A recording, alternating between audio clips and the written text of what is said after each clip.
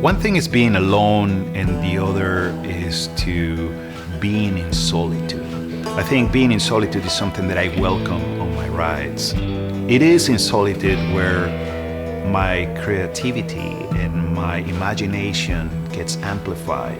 But it's also in solitude where I find a lot of answers to many questions in my life planning.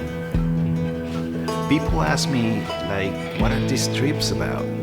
I think that the main component of these trips is the human connection. Every time that I cross a border, I also bring down a wall of stereotypes. But it's also about the places that I visit. So I like to say it almost like a personal mantra that life is about the places that I've seen and the people that I've met, and everything else is not too relevant for me.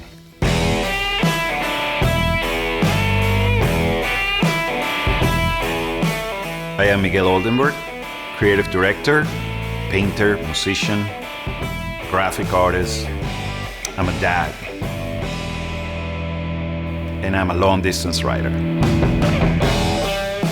When I was young, my friend Marcos gave me the basic instructions of how to ride his Honda XR. And I remember when I let go of that clutch, it was a transformative experience. And I've been in love with motorcycles ever since. My bikes? Well, I have a Harley-Davidson Dyna Street Bob, which I call La Loba.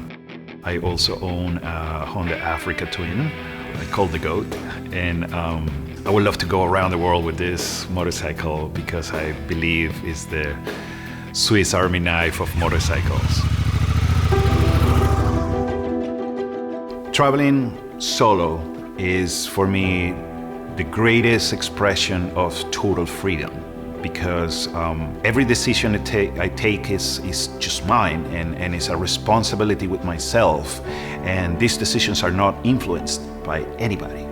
And to me, that's a unique experience that only motorcycles gave me.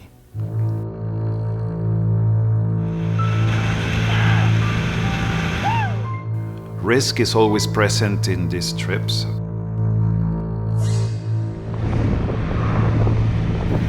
It could be, the human error or the mechanical failure or fatigue or the volatility of nature. It's been insane. The storm and the conditions of the roads it's too much. The motorcycles start losing power. There's nothing here, there's no parts. It's a really tiny town. About superstitions, well, a long time ago I was doing this ride across United States, and I had the opportunity to share with the Lakota Sioux, the tribe, and the shaman at the time. He told me that every time that I saw they'll see a hawk or an eagle soaring over my ride, that this was a good omen because these creatures are the closest to their creator in their beliefs.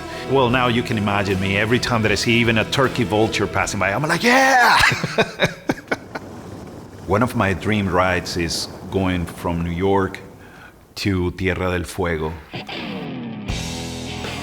I think it will be a ride that will be very challenging, and I will learn a lot from the cultures that identify me.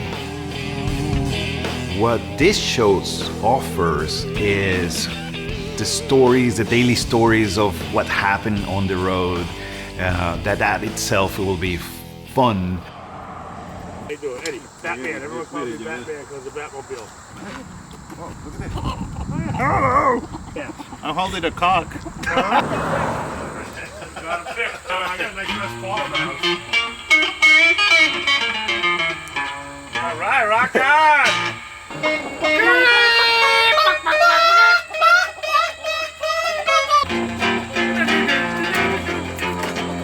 There you go, Eddie. That was fun. But also, I would like to show the beauties and the tragedies of the different cultures that I traveled through.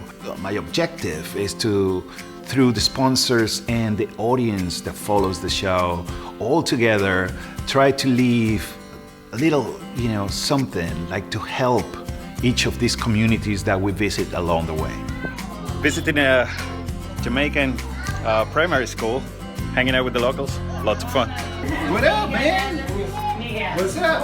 How you doing? Doing all right? Love it. That's right. There's Jamaica. We find the Jamaican Motorwolf.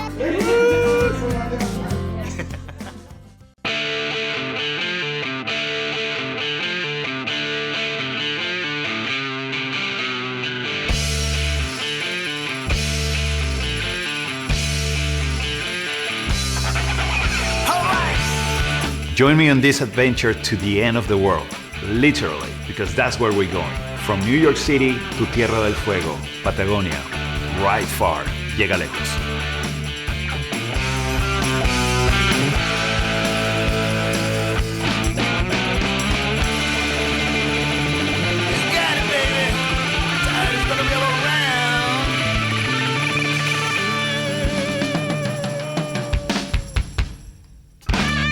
Peace.